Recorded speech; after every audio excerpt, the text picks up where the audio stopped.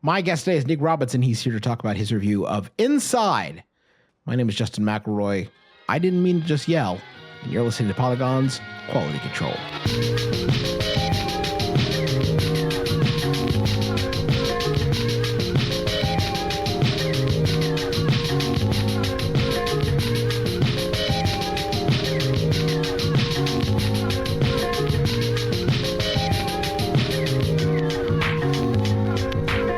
Kind of hear the music in my head now. Yeah, but you can't actually hear the music. It's just imaginary, and it's coming through. Hi, Nick. Hey, how's it going? You know, it's going pretty well. This one kind of came out of nowhere, huh? Inside. Yeah, Mamma Mia. It's one of those weird cases where we got code for a game, and I was like, wait a minute, is this that thing that we saw a trailer for like 2 E3s ago that we haven't seen head or tail of since then? And then it just shows up in your inbox and then completely blindsides you with how great it is, at least in my experience. And you know what? It's funny because this is really the sort of game. This is if you're unfamiliar, this is the follow-up to Limbo, sort of a 2D side scroller puzzle, 2.5D action adventure RPG, open world MMO. Right. It got away from me, but the first half of that. You started out pretty much correct, though, which is pretty much good at the beginning. Like Limbo, I mean, I guess if you haven't played Limbo, this is a side-scrolling, like you walk from left to right, pretty linear, very, very polished, moody, atmospheric, like puzzle platformer. Kind of like, it kind of hews pretty closely to, I think, that late 2000s stereotype of what an indie game was, where it's like a platform. It's got like, it's not retro graphics or anything, but I remember when there was that span of a couple years where Limbo came out and Braid came out, and people started kind of like, oh, is this what indie games are? Because we don't really know what indie games are yet. Yeah. And this now follows that everyone has formula. just agreed they mean roguelike. Yes, that's what it is in 2016. This is a throwback. It's a retro game to what indie games were like in 2009. No, but it's funny because I feel like on paper, it's like if you just look at just a very step back, objectively, just the facts, what is the gameplay of Inside? I don't think it actually sounds that impressive when you hear about it. I think seeing it in motion and playing it for yourself is really what you need to do to kind of fully grasp what's special about Inside. To me, the fascinating thing about it is that the key sensation for me of Inside and like the feeling, which is how I tend to think about games the longer I do this, is like, what is the key like emotion or feeling that I get from this game that I can't get anywhere else, or that's worth like showing up for? And the one in Inside that really gets me is that sensation of like that like aha moment you get whenever you have to do something with like lateral thinking. Yes. Which is interesting because like I don't really count it if you go in knowing you have to do that, right? It sort of slowly unfurls the way that your brain needs to operate. There's so many moments in Inside. I'm hoping you can maybe dredge up one or two where I thought I was stumped, and then I just sort of like relaxed my brain a little bit and let it investigate a few other possibilities, and managed to come across the right thing. Yeah, that's one of the things that this game is really, really great at, I think, is like striking that sweet spot where with maybe one exception, I don't think there are any puzzles in the game that are either too hard for you to get on your own or so easy that you get them immediately, like excluding the first 30 minutes where it's just kind of teaching you the controls non-verbally. Right. Like, I think the puzzles themselves are actually really, really well balanced and really clear. Like, it's pretty obvious what elements are and are not involved in each puzzle. But yeah, it's really, you can't really brute force your way through them. And conversely, there aren't a lot of situations where you try something that you think should work and it doesn't. Like if something doesn't work, it clearly doesn't work. And they're really good at communicating when you're on the right track and not on the right track. There are some puzzles, like the puzzle that comes to mind for me when it comes to that sort of lateral thinking you're describing is there's one, I'm trying to think of how to describe it in as general way as possible, but there's one where I was trying to reach a really high area in a situation where, let's say, gravity and physics were not behaving the way they would in your normal day-to-day life. And as a result, I really had to think like, okay, when the water level in this room falls below a certain point, this door shuts, but it's open when it's above this point. But I need to reach up to where the water... It's really hard to describe, and that's something that I actually struggled with a little bit, because this was my first written review for Polygon. And one thing that I kind of kept running into was like, this is one of those games, like so many really great short game experiences. This is one of those games that I think you want to go into with a pretty blank slate. Like the less you know both about the puzzles and the setting, the environment, the better. And so I kind of went to great lengths in my review to not show any puzzle solutions in the video coverage I did, describe the exact nature of the world or the ending. I that's something that kind of kept coming up for me, is like, how do I talk about what makes this game great without just telling people what makes it great? Yeah, it was so weird going in without knowing much. I kept having this thought of, so wait, is this the game? Right. Okay, so wait, is this what it is? Like, is this the thing that I'm doing? Because, I mean, just to, so we can avoid spoilers, but like, let's talk about the first 2 minutes. Yes. Just to like lock it in. Describe the first 2 minutes of Inside. The first 2 minutes of Inside put you in the shoes of a small boy kind of running through a wooded area, which, if for anyone who played Limbo, it immediately evokes Limbo. And Justin, I had the exact same feeling you're describing of like, oh, did they just make Limbo again? Is that really what they did?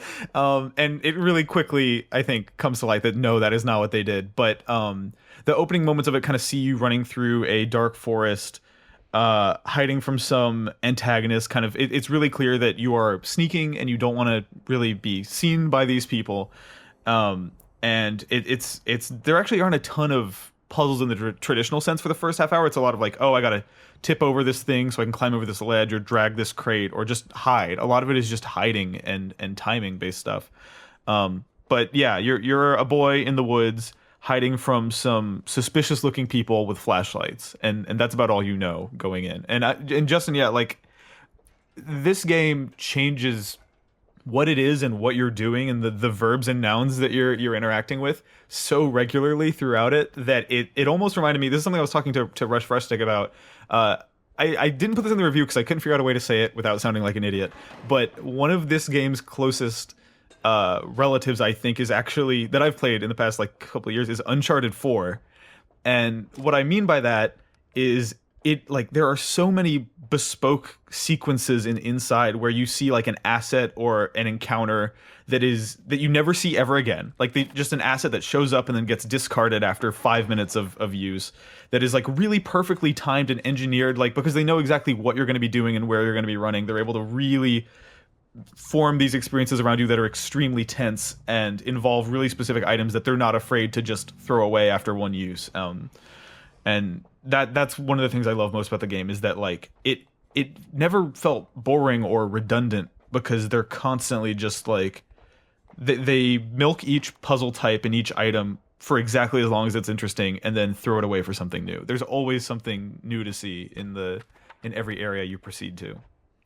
Yeah, it's a really exciting, and the other thing that's interesting about the Uncharted comparison is that you also get a real sense of momentum sometimes, which is because everything chains together, because it's, like you said, it's designed specifically for the exact thing you need to do to get past it. So if you get into a groove, it feels very fluid. Yes. And it's also funny because breaking that momentum, much like in Limbo, is super jarring, especially in the sense that you're seeing a little boy die, yes, very badly. Yep. Was that troubling to you in Limbo, and did you find it troubling here? So I think in Limbo, I don't know if everyone felt this way, but in Limbo, I felt like there was something a little darkly comic about it. Like, they frequently played, even though the violence was pretty gruesome in that game, that whole game was silhouettes. You were this kind of big-headed, silly-looking silhouette boy, and even though it was pretty gruesome, it was like, there were a lot of deaths in Limbo that kind of hit you out of nowhere, that you could not have seen coming. You're just walking down a hall and oops, you step on a pressure plate and the boy just gets completely smashed or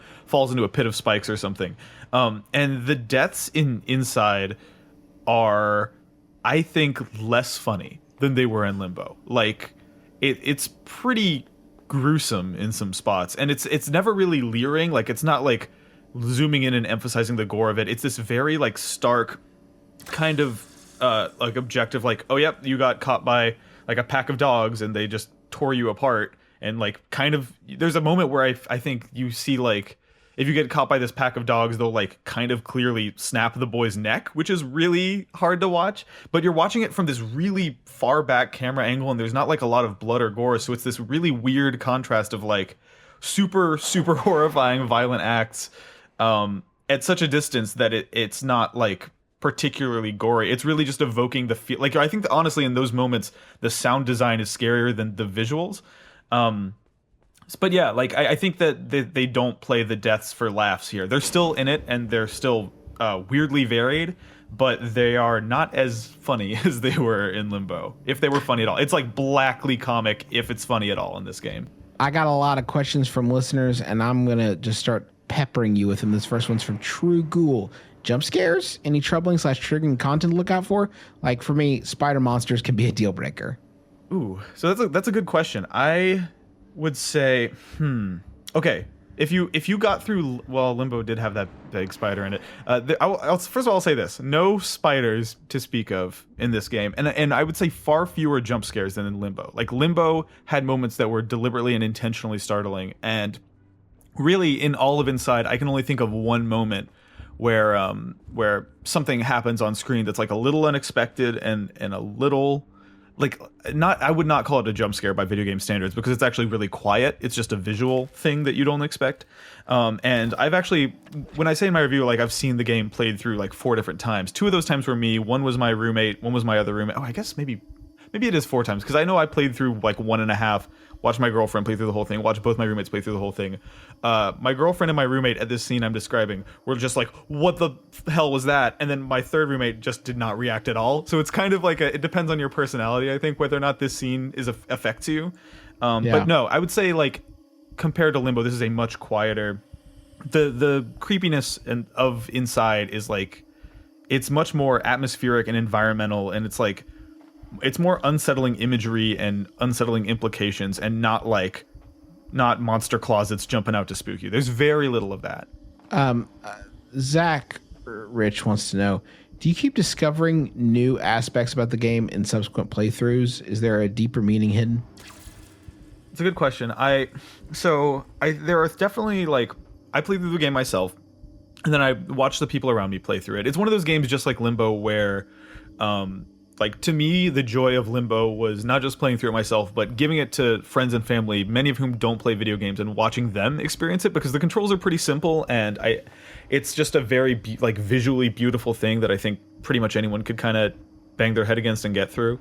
And so watching other people play the game, I definitely would notice little things, little like cues and implications in the story. But in terms of like concrete stuff you'll discover, what they do is, just like in Limbo, there are a few objects really, really buried, like hidden away in some of the environments that kind of have their own, unlike in Limbo, they kind of have their own puzzles around them sometimes, and they're kind of really well hidden. And like, watching my roommate play, he discovered one that I had no idea was there, that actually had an entire puzzle that involved like holding a torch and fending off some creatures with it, that I did not see in like all the time I had spent with the game. So I don't really know whether getting every single one of those collectibles unlocks anything further in the narrative or in the story. I would love to know. But they were just like, they are so well. I think I found 2 of them on my first playthrough, and then a third on my next. But they're really sort of tucked away in there. So there are collectibles you can get, but like, in terms of playing through the game from start to finish, unless you get absolutely everything, I guess I can't speak to that. But it's the same story every time. It's just I found it's weird. I'm not the type of person who will just hop right into a game and replay it like ever. But this game is so, first of all, short. Like, it's not the longest game in the world, but it's just so tight and dense, and I